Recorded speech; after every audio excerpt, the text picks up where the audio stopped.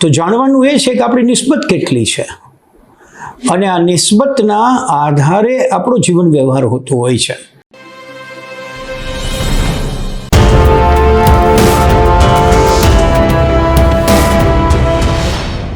મિત્રો, આ વિષય પસંદ કર્યો છે ત્યારે આત્મમંથન કરવાનો પ્રયાસ કરવો છે. ઇન્ટ્રોસ્પેક્શન જેને આપણે કહીએ છીએ, આપણી જાતમાં ઊંડા ઉતરીને થોડું વિચારવું છે કે બાહ્ય બાબતો વિશે ભલે આપણે વાતો કરીએ, ભલે આપણે જીવીએ, શક્ય તેટલા ચારિત્ર્યવાન બનીએ, પણ એવું નથી બનતું કે કેટલીક બાબતોમાં નિર્ણય લેતી વખતે કે પગલું ભરતી વખતે આપણે મૂંઝાઈ જઈએ છીએ, અને ત્યારે એ મૂંઝારામાંથી અંદરથી એક અવાજ આવે છે. એ અવાજ આપણને એવું પૂછે છે, એમ આઈ ટ્રુ ટુ માય સેલ્ફ? હું જે કરી રહ્યો છું તે મને બરાબર લાગે છે? અંગ્રેજીમાં જેને કન્સર્ન કહેવાય છે, એના માટે ગુજરાતી શબ્દ છે નિસ્બત. તો જાણવાનું એ છે કે આપણી નિસ્બત કેટલી છે, અને આ નિસ્બતના આધારે આપણો જીવન વ્યવહાર હોતો હોય છે. એવું નથી બનતું ક્યારેય કે તમે બહાર કંઈક જુદું જીવતા હો અને અંદર કશું જુદું ચાલતું હોય. ના, બહાર અને અંદર એવા ભાગ તો આપણે પાડ્યા છે. થોડા સમજણા થયા ને એટલે એ ભાગ પાડ્યા છે.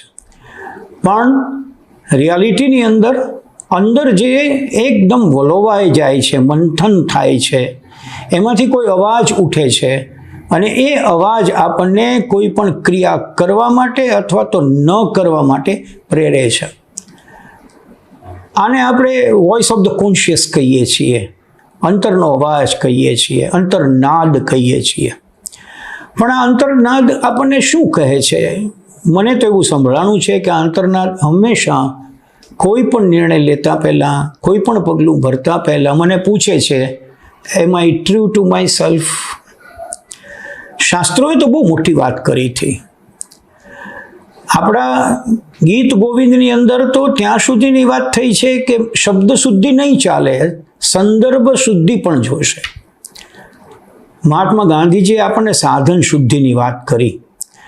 તો સાધન શુદ્ધિથી આગળ શબ્દ શુદ્ધિ, જેનો આપણે રોજ ઉપયોગ કરીએ છીએ, વારે વાર આપણો વાણીનો પ્રવાહ ચાલે છે, અને એ વખતે આપણે જે શબ્દનો ઉપયોગ કરીએ છીએ તે શબ્દ ત્યાં ઉપયોગમાં કરવા જેવો હતો કે નહીં, એટલું ઝીણું વિચારવાનું આજે મને મન થયું છે.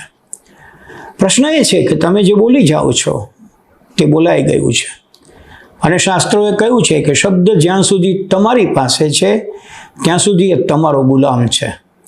પણ એક વખત શબ્દ તમારા મુખમાંથી બહાર આવી જાય છે પછી તમે એના ગુલામ બની જાઓ છો. આજનો માહોલ એવો છે કે જ્યાં આ વાણીનો વિચિત્ર વૈભવ આપણે વિલાસમાં પલટી નાખ્યો છે, અને એટલા માટે આપણી થોડી નિસ્બત એ છે કે રોજબરોજના જીવન વ્યવહારમાં બોલાતા શબ્દો બોલવા જેવા હોય છે ખરા? બોલવા પડે જ એમ હોય છે ખરું? કે ના, ન બોલીએ તો પણ ચાલે એમ છે?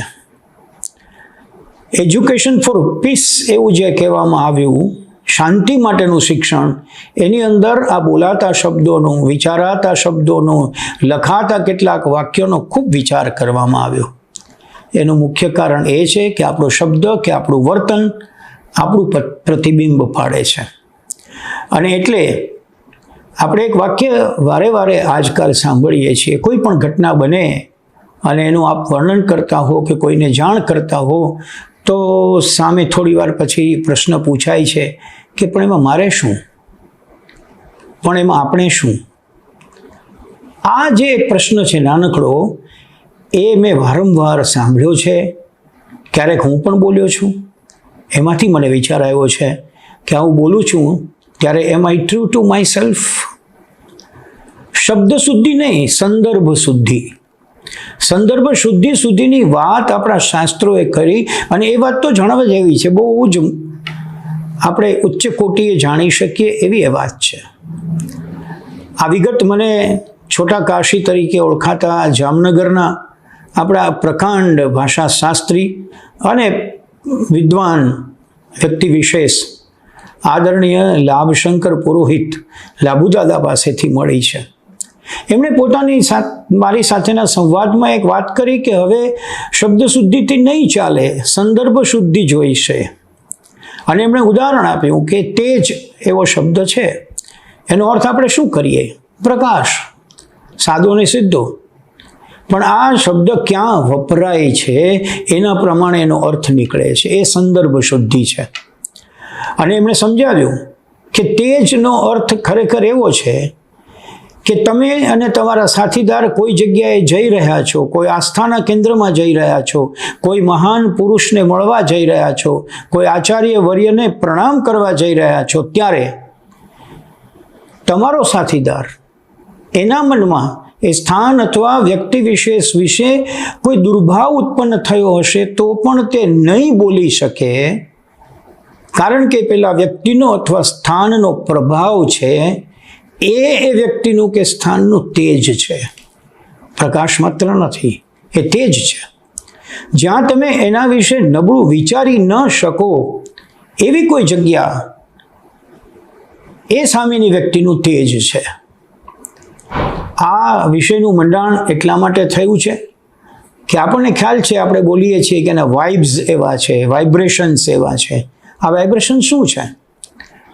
જ્યાં તમે જાઓ છો અને તમને એવું ફીલ થાય છે કે અહીંયા મારા મનમાં જે ગમઝાણ ચાલે છે એ મારાથી વ્યક્ત નહીં થાય, હું શબ્દો નહીં બોલી શકું, મૌન થઈ જઈશ.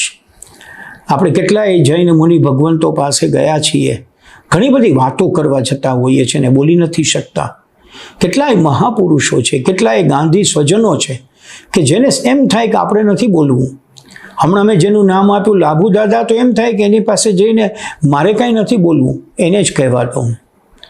તો આપણું કહેવાનું જ્યાં સંકોચાઈ જાય છે, આપણો કોઈ જુદો વિચાર જ્યાં વ્યક્ત નથી થઈ શકતો, તે એ મહાન પુરુષનું તેજ છે.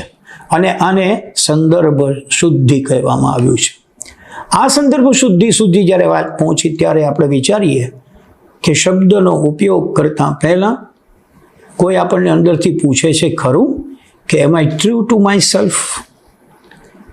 હું મારી જાત પ્રત્યે સાચો છું જે કહી રહ્યો છું તે, કે ના હું કશુંક જુદું માનું છું, જુદું બોલું છું, ને કદાચ જુદું આચરું છું, ને પછી એનાથી જુદું જ સાવ અર્થઘટન કરી નાખું છું. હું આવી દોગલી પરિસ્થિતિમાં જીવનારો માણસ કેમ છું? મારો અંતરાત્મા મને પૂછે છે, ચોક્કસ પૂછે છે, એમ આઈ ટ્રુ ટુ યોર સેલ્ફ? હે બદરાયું, તે જે કહ્યું એને તું વળગી રહે એમ છો? એ સત્ય છે તારા માટે? તો તું ઉચ્ચારજે, તો બીજાને કહેજે. અને કહ્યું હોય તો એનું પાલન કરજે, અને પાલન કર્યું હોય તો એનું અર્થઘટન એ પ્રમાણે કરજે, અને પછી એને વળગી રહે છે. કાલે બે પત્રકારો સામે આવીને ઊભા રહીને પ્રશ્ન કરે અને હું બોલાયેલા શબ્દો વિશે કંઈક જુદી જ વાતો કરવા માંડું, તો I am not true to my self.